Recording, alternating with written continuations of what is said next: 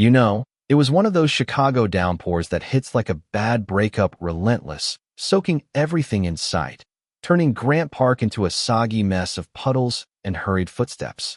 There she was, Sophia Reed, this young woman huddled on a bench with her beat-up violin, rain dripping off her faded blue hoodie like she didn't give a damn, hugging that instrument close as if it was the only thing left that understood her pain.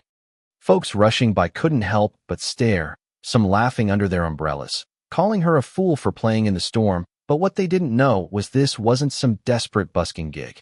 It was her way of grieving, of letting out the ache from losing her mom years back. That violin, the last gift from a woman who'd fought tooth and nail to keep their family together against her dad's cutthroat business world. Passers-by filmed her like she was viral bait. The kind of spectacle that racks up likes for all the wrong reasons. A jogger in fancy gear splashed by, sneering, "Hey, sweetheart, ever heard of an indoor job? This ain't a rom-com." His voice dripping with that smug superiority, like he owned the park because his startup just got funded.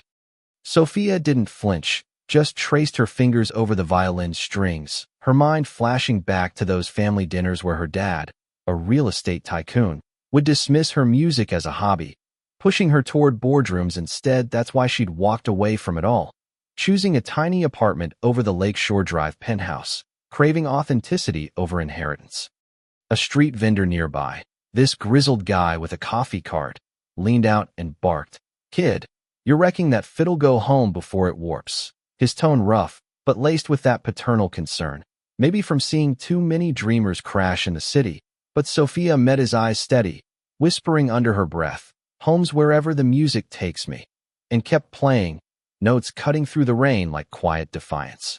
Then the crowd got meaner. A group of teens, hoods up, phones out, circled closer, one yelling, "Yo, Rain Girl, play something decent or get lost." Their laughter echoing, filming for their TikTok feeds, driven by that pack mentality where mocking the vulnerable feels like a win, especially when you're hiding your own insecurities about fitting in. A woman in a sharp coat, clutching her designer bag, let's call her Karen for the irony, stopped and scoffed to her friend. If she's so talented, why beg in the mud? Probably faking it for sympathy. Her words sharp as knives, rooted in her own bitterness from being snubbed at high society events by families like Sophia's, where doors slammed shut on outsiders like her. Sophia's jaw tightened, but she lifted the violin, playing a haunting melody from Bach, the notes weaving through the storm, drawing a little kid who tugged his mom's sleeve, eyes wide. "Mom, it's magic." But the mom, distracted on her phone, just hummed dismissively, too wrapped up in her own daily grind to see the spark. It built up like that. Wave after wave. A businessman tossed a nickel at her feet, splashing in a puddle, mocking, "Buy yourself a clue, kid." His cruelty stemming from a recent deal gone south with Sophia's dad's company, that lingering grudge making him lash out at what he thought was an easy target. Sophia's fingers trembled, not from cold, but from the flood of memories, the arguments at home, her mom's illness ignored by a father too busy building empires, leading Sophia to reject it all, to play in parks where no one knew her name, seeking validation on her terms. An artist type paused, sketching her quietly, slipping the drawing into her case with a nod of rare kindness amid the storm while others whispered doubts. "She's good, but wasting it here. Probably ran from something ugly." But then, oh man, this is where it flips. Through the sheets of rain comes Victor Hale, that tech billionaire everyone knows from the headlines. The guy who built an app empire from nothing, stopping dead, folding his umbrella like the weather didn't faze him. He listened, rain soaking his expensive blazer, and the crowd hushed, phones swiveling his way as he stepped forward, draping his coat over her violin, saying low and firm, "This isn't street noise, this is art that deserves stadiums, not sidewalks." Sophia froze mid-note, looking up, tears mixing with rain, her heart racing because in that moment, it felt like someone finally saw past the facade she'd built to protect herself. The teen's smirks faded, one muttering, "Is that really him?" While Karen's face twisted, whispering bitterly, "He's just flashing cash for clout."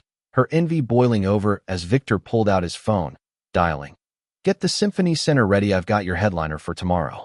The park went electric, whispers turning to gasps. Victor bowed his head slightly in respect, and Sophia, voice steady despite the chaos inside, said, "Why me?"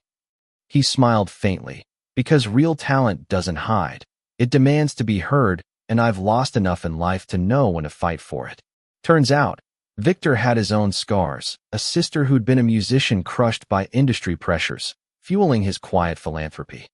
The crowd shifted, some clapping awkwardly, others like the businessman slinking away, faces pale, as word spread online, videos exploding with hearts and shares.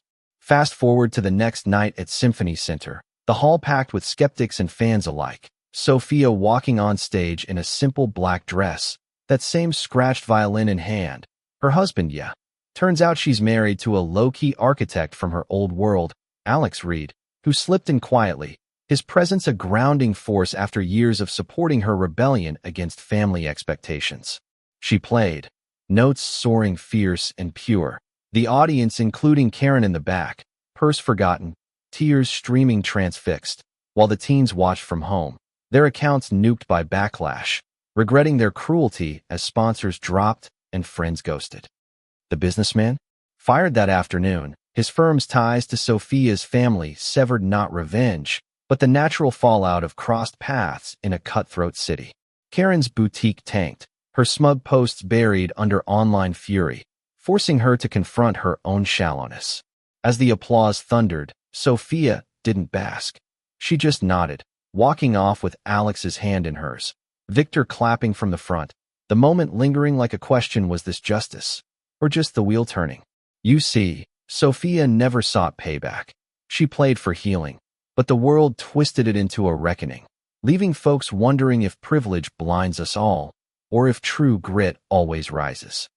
It's funny how one rainy day flips everything, makes you question who's really the fool. Hey, if this hit you like it did me, drop a like, subscribe for more real-life twists, and tell me in the comments, have you ever been judged too quick or seen karma bite back? What's your take on when the underdog wins big? Is it sweet justice, or does it stir up more mess?